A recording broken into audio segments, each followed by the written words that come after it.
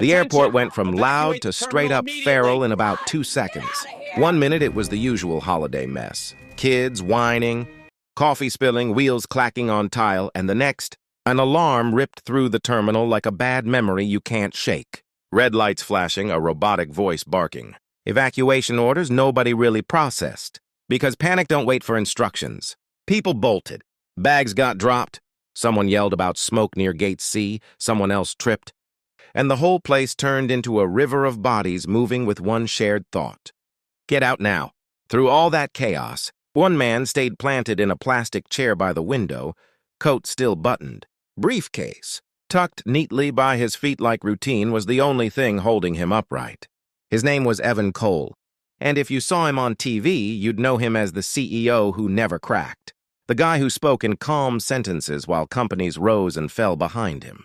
But right now he was just a man staring at the runway lights blinking. Through thick glass, jaw tight, eyes somewhere far from here. He didn't move when the alarm screamed. He didn't move when people slammed past him. Then a small hand grabbed the sleeve of his coat, light but stubborn, like it refused to be ignored. "Are you lost too, mister?" the little girl asked, looking up at him with wide eyes and a voice that wobbled but didn't break. She couldn't have been more than 6. Hair half-braided, backpack crooked on one shoulder. Trying real hard to look brave while the world lost its mind around her, Evan blinked like he'd been yanked back into his body. He looked down at her, then around at the rushing crowd. The flashing exits, the fear hanging in the air. "Where's your mom?" he asked, keeping his voice low, steady, the way you talk when you don't want to scare someone more than they already are. The girl swallowed. "She was right there," she said, pointing toward a blur of coats and suitcases. Then everyone started running. Evan stood up, slow and deliberate, and for the first time since the alarm hit, he stepped into the noise instead of away from it. He crouched in front of her, blocking out the chaos with his shoulders like it was just the two of them now, and said, "Okay, listen to me, kiddo. You stick with me, yeah? We're gonna find her." She nodded fast, gripping his hand like it was the last solid thing left in the building. Around them, security shouted directions that kept changing. Smoke crept along the ceiling, and the exits nearest the main. Hall got jammed with people pushing harder the more scared they got.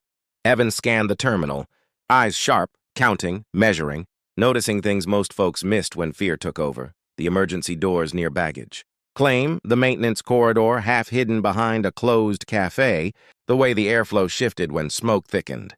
The girl tugged his hand again. "You know where to go?" she asked, hopeful in a way that punched him right in the chest. He didn't answer right away. A security guard yelled that Terminal B was compromised, that everyone needed to reroute. Voices cracking under pressure. Evan exhaled through his nose. A slow breath like flipping a switch inside himself, and stood up straighter, like muscle memory just kicked in after years of sleep. "Yeah," he said finally, firm but gentle.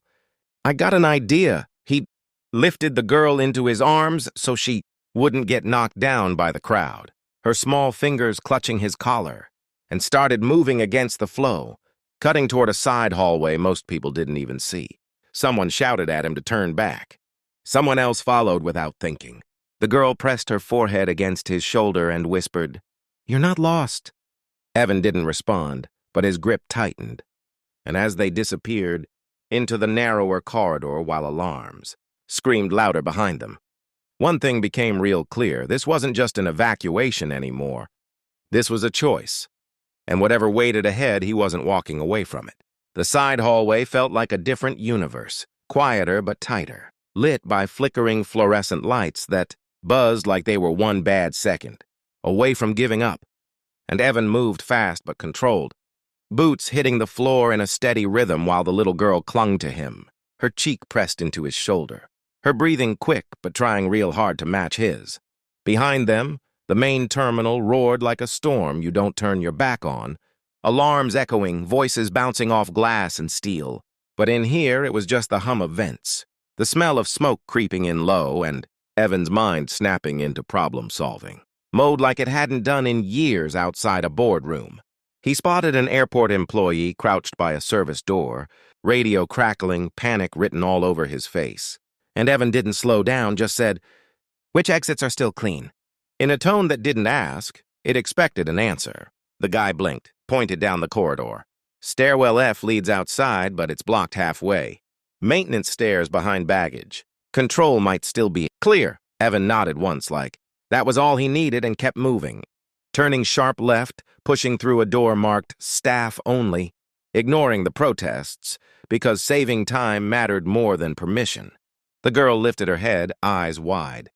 "You're not scared," she said, half statement, half question. Evan huffed out something close to a laugh. "I am," he said honestly, "but scared doesn't get to drive." They hit the maintenance. Stairwell and the smell of smoke thickened. Voices echoing from above, people crying, coughing, calling out names that vanished into the concrete walls. And Evan adjusted his grip, one arm solid under the girl, the other free, testing each step before he put weight on it, like instinct was running the show now. Somewhere up there, a woman screamed a name that made the girl jerk upright. "That's my mom," she said, voice shaking. Evan's heart slammed once, hard. "What's her name?" "Lena," she said. "She wears blue and always smells like oranges." He didn't know why. That detail stuck, but it did, and he started yelling it, loud and clear, his voice cutting through the stairwell chaos like a blade. "Lena! Lena!" Evan shouted, and a few people turned, confusion flashing across their faces. But then a woman 2 flights up froze mid-step, spun around, eyes wild, scanning until she saw them.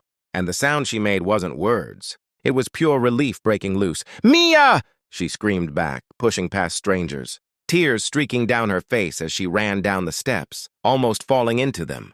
Evan lowered the girl just in time for her to launch herself into her mother's arms, the force of it knocking them both into a shaky, laughing, crying mess right there on the concrete.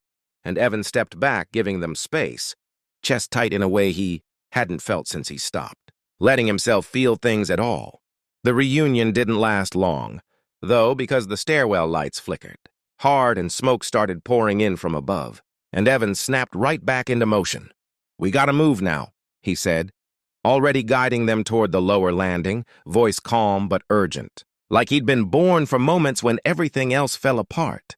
He took point again, leading them through a low service tunnel that smelled like oil and dust, crouching when the ceiling dipped, holding doors so they didn't slam shut behind them, ushering other lost, scared people along without even thinking about it. Because once you start helping, it's hard to stop. Finally, daylight broke through ahead, cold and sharp and beautiful, and they burst out into the open air behind the terminal, coughing, gasping, surrounded by flashing emergency lights and the sound of sirens slicing through the sky. Paramedics rushed in, blankets got thrown over shoulders. Names were taken, hands squeezed. Lena grabbed Evan's arm, eyes shining. "I don't know who you are," she said, voice cracking, "but you saved my daughter." Evan shook his head, uncomfortable with the weight of that sentence. "She saved herself," he said quietly. "I just didn't let go."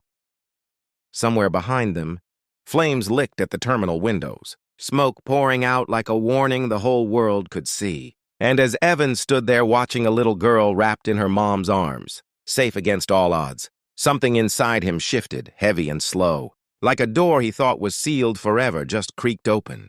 Because for the first time in a long time, he wasn't walking away from disaster. He was standing in the middle of it, and somehow that felt like exactly where he was supposed to be. The cold air outside hit different, sharp and real, like it was trying to wake everyone up at once.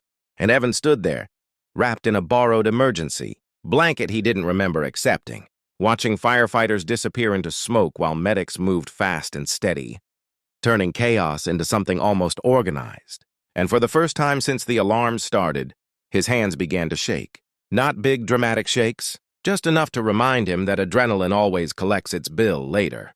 The little girl, Mia, peeked out from under her mom's coat and waved at him like they were old friends who'd just finished a game together. "You didn't get lost after all," she said, dead serious.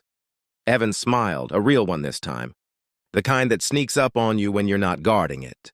"Guess not," he said, voice low. Lena hugged her tighter, then looked back at him, studying his face like she was trying to memorize it before the moment slipped away.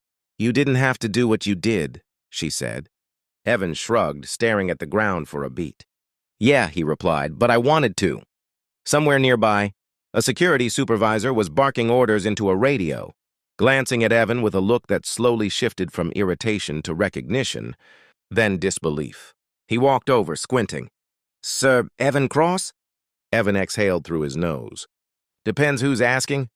The man laughed once, stunned. "You're the CEO of Cross Aviation."